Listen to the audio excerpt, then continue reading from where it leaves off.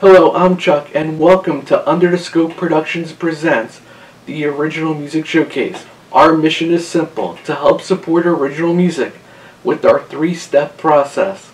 Listen, experience, and pass on. But we need your help to get the word out. So let's get started. Tonight's band calls South Jersey home. They are a powerhouse trio that brings energy to wherever they play, and their music is totally them. Let's meet Jim, John, and Dream. They are Whiskey Grin here on the Delaware Valley Original Music Showcase.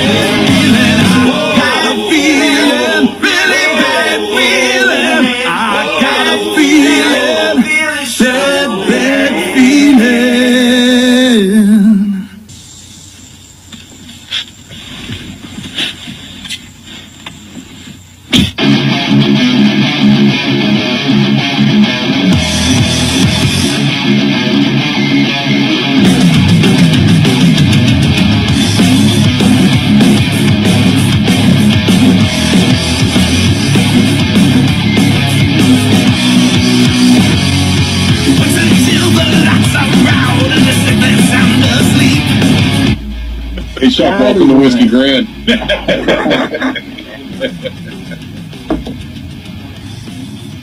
So, yeah. He didn't buy it, Jim. He didn't buy it. John and I have been playing together for a number of years before Grin joined the band, different bands together. And started back in the 70s, way back then. And John and I were in the process of putting out some recordings. We were in the studio for a number of years working on some recordings, and when that project was done, we decided to put this new thing, Whiskey Grin, together. And Grin has been with us now for about 6 years. And we've done a few things. We managed to get out on a tour. We put out a CD. We've done a lot of thousands of live shows, I think, by now, and just been keeping busy.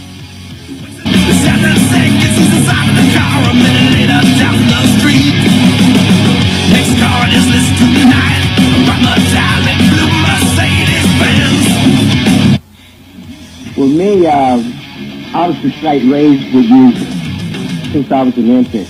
My mother used to put a radio in our crib to shut me up, you might say. And my grandfather was a drummer, so I wanted to follow in his shoes. So I just got into music, listening to, all types of music, working on my craft. And I've been doing it for over 30 years now. I know I too came from a family of musicians. My mom she was a musician. She came from a family of musicians. We had an organ in the house. My mom and dad were both musicians, but my mom was a by-the-book musician, whereas my dad was a by-the-ear musician.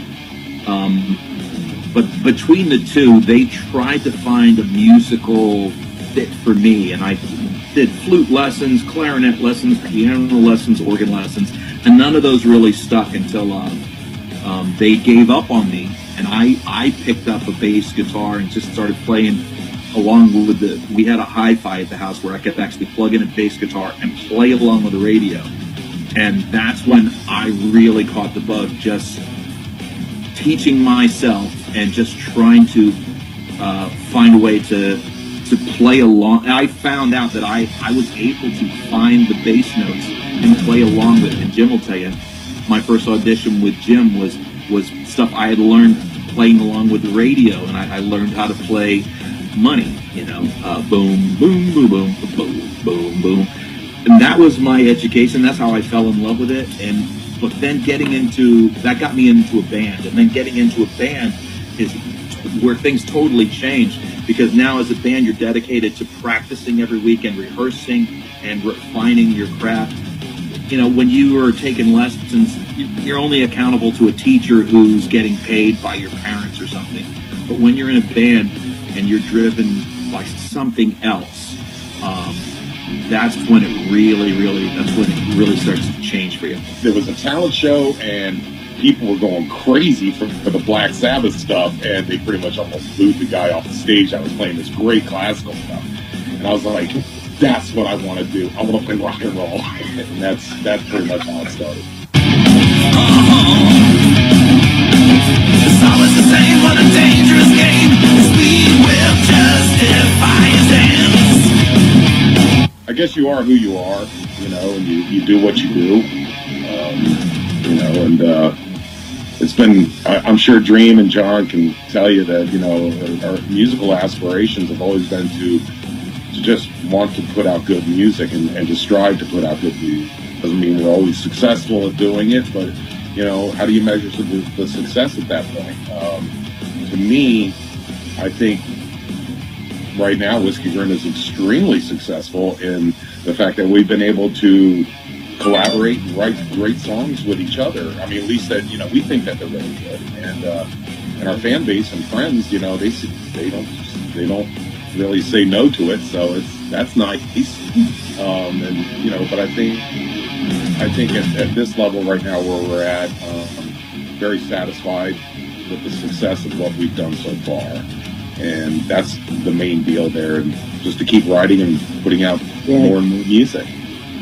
Yeah, we want to stay on top of it. Yeah. I'm going to say a little something. I mean, I know there are bands out there.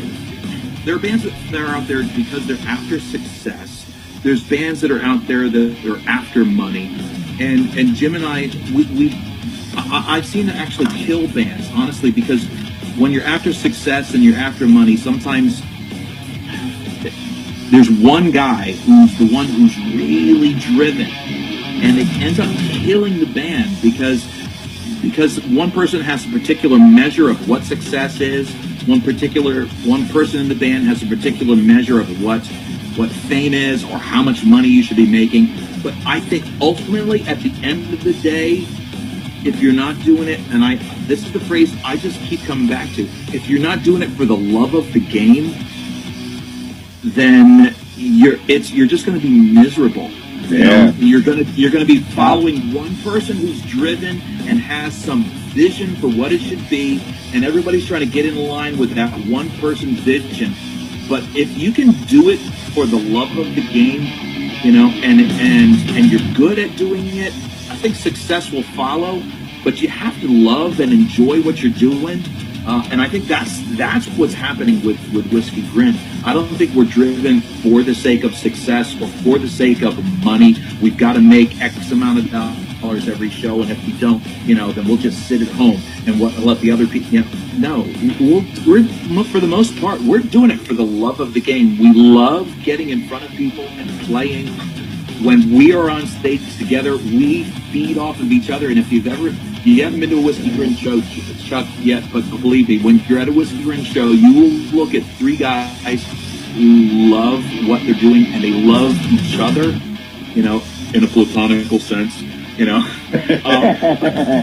But there's a love and a chemistry there that we feed off of, and that's really what keeps us going. We love the chemistry and the magic that happens when we perform together, and hopefully that's a key to success. You know, it may, you know, not necessarily we got to make $5,000 a night. We gotta fit this 5-year plan for success. That's not what drives us as much as, like I said, the love of the game. Racing for 19 days, but preparation is a part of the art. 19 years just to perfect his trade, with a specialty in high-end cars. 13 months ago we made a change, now we're jacking cars on the better side of the law. What we do together, you know, it just seems like we all come together. The three of us, there's a chemistry. There's original sound between the three of us. Mm-hmm. You sound like nobody. You sound like us. I mean, we have influences, of course, everybody does, but, you know, we don't try to mimic those influences.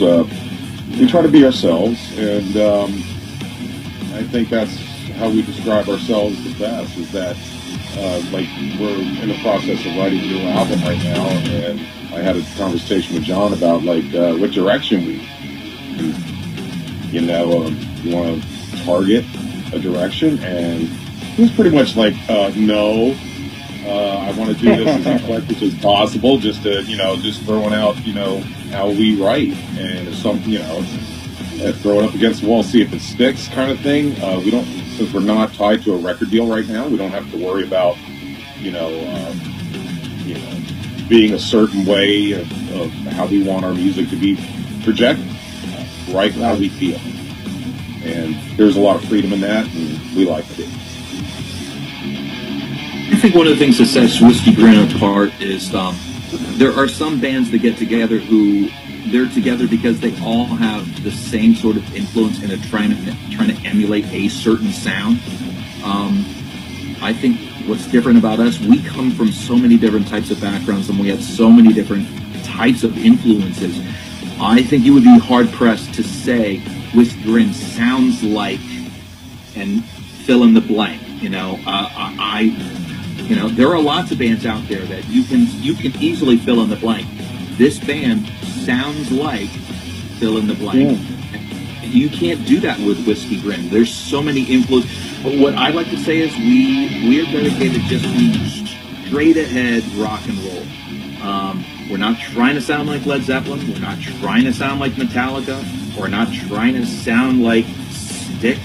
You know, we're just trying to be us and let the chips fall where they may.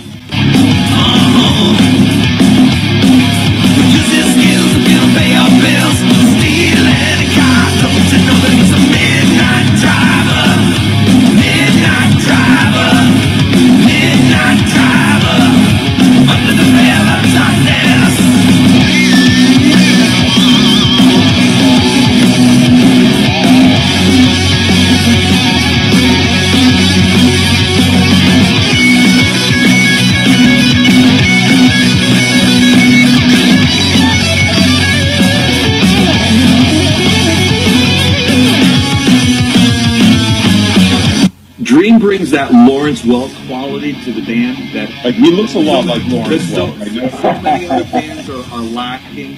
You know, Grin brings the orchestration and the violins and the bubbles. You know, the bubbles. The bubbles. Gotta be bubbles. Bubbles are important.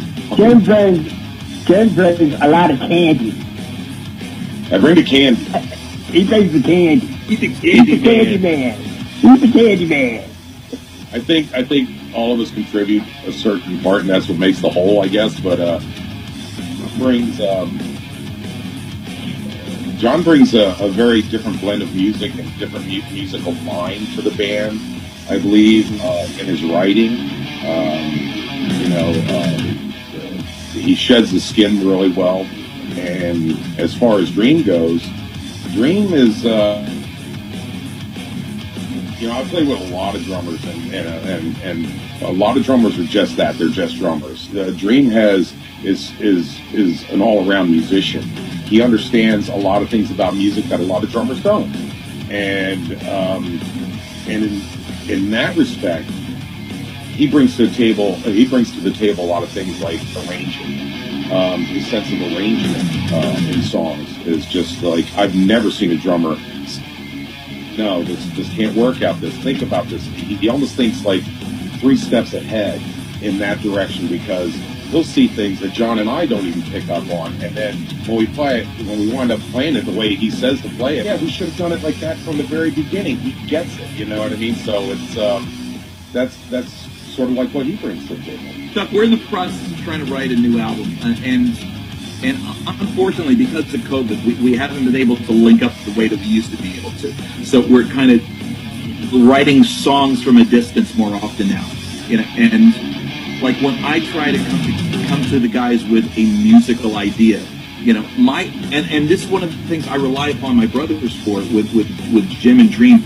I may bring to the table what sounds cool to me, but ultimately at the end of the day, it's kind of a corny pop song because it lacks Jim's flair and magical prowess on guitar. Dream also brings his own particular candy to it because he just brings a rhythmic flair to it that beyond what I could have considered, and just he sees arrangement possibilities that none of us had considered, you know, and he keeps us on point for him. So we end up bringing a song to the table that's okay, but because of all the different contributions, it ends up becoming something far better. As a thief, well, the victim don't know